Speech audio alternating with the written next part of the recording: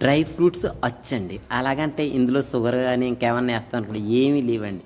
అసలు ఏ షుగరు ఏ ఆయిల్ లేకుండా ఎక్సలెంట్గా సూపర్ టేస్ట్లో ఉండేటట్టు మీరు చూస్తుంది. అక్కడ ఉన్న కప్పుతోటే జీడిపప్పు, బాదం పప్పు, గుమ్మడి గింజలు 5-6 రకాలు వేసుకోండి. అక్కడ మీరు చూపించి పొద్దుతిరుగుడు గింజలు అన్నీ కూడా అవి అలా కలిపేసుకుని ఒక చిన్న తేనె సీసా తీసుకోండి. ఈ తేనె సీసా ఇలా ఎందుకు వేస్తానన్నది మీకు స్వీట్ పూర్తయిన తర్వాత అర్థమవుతుంది.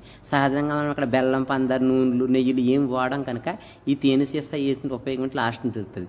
దీనికి తోడుగా అన్నీ ఒక్కొక్క కప్పు పప్పులు తీసుకుంటే 2 కప్పులు ఓట్స్ తీసుకుని లైట్గా చిన్న మంట మీద వేపండి, క్రిస్పీ అయ్యేటట్టు. అలా క్రిస్పీగా అయిపోయిన తర్వాత కొంచెం చల్లారిన తర్వాత అవి ఇలా మెత్తగా మిక్స్ పెట్టండి. మెత్తగా అంటే మరీ మెత్తగా కాదండి, కొంచెం బరకగా కట్టి పక్కన పెట్టుకోండి. ఆ తర్వాత దీనికి తగినట్టు ఒక 8 మంచి ఖర్జూరాలు గోరువెచ్చని నీటిలో 2 గంటల సేపు నానబెట్టండి. 2 గంటల సేపు నానబెట్టిన తర్వాత అవి గింజల పక్కకు తొలగించి మిక్సీలో వేసుకుని చక్కగాను అవే ఏదైతే నానబెట్టారో ఆ నీళ్ళతోటే మెత్తగా ఇలా పట్టుకోండి. పేస్ట్లా పట్టుకున్న దానికి చిన్న పోపు గిన్నె కానీ వేరే నాన్ స్టిక్ చిన్న గిన్నె కానీ తీసుకుని చిన్న మంట మీద ఒక 5 మినిట్స్ పేస్ట్లా ఉడకబెట్టండి. పేస్ట్లా ఉడకబెట్టి అది పక్కగా పేస్ట్లో ఉడకబెట్టిన తర్వాత కొంచెం చల్లారుతుంది, లైట్గా వేడిగా ఉంటుంది చల్లారుతుంది అన్నప్పుడే ఈ పప్పుల్లో వేసేయండి. ఫస్ట్ తేనె కలిపాం కదండి, తేనె వల్ల ఉపయోగం ఇప్పుడు చెప్తానమాట. ఈ ఖర్జూరం ఫస్ట్ తేనె, ఖర్జూరం పేస్ట్ కలిపి పప్పుకు ఒక అచ్చుగా సహకరించి లైట్గా స్వీట్ ఉండి చాలా టేస్ట్ఫుల్గా ఉంటాయి అనమాట, స్వీట్ అవుద్ది అనమాట.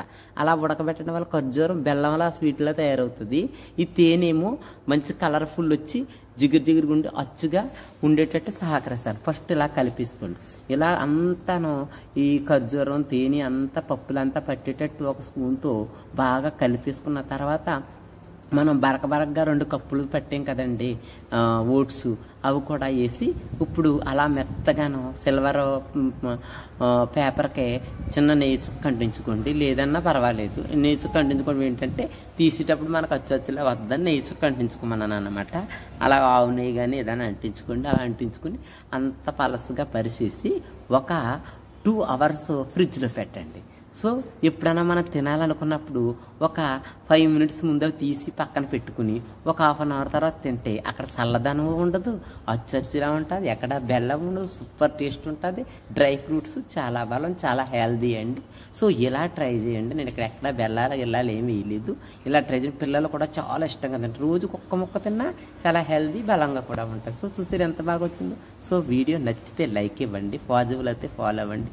నా వీడియోలు, కామెడీ వీడియోలు, మామూలు లాంగ్ వీడియోలు అన్నీ చూస్తున్న వాళ్ళు పేరు థ్యాంక్స్.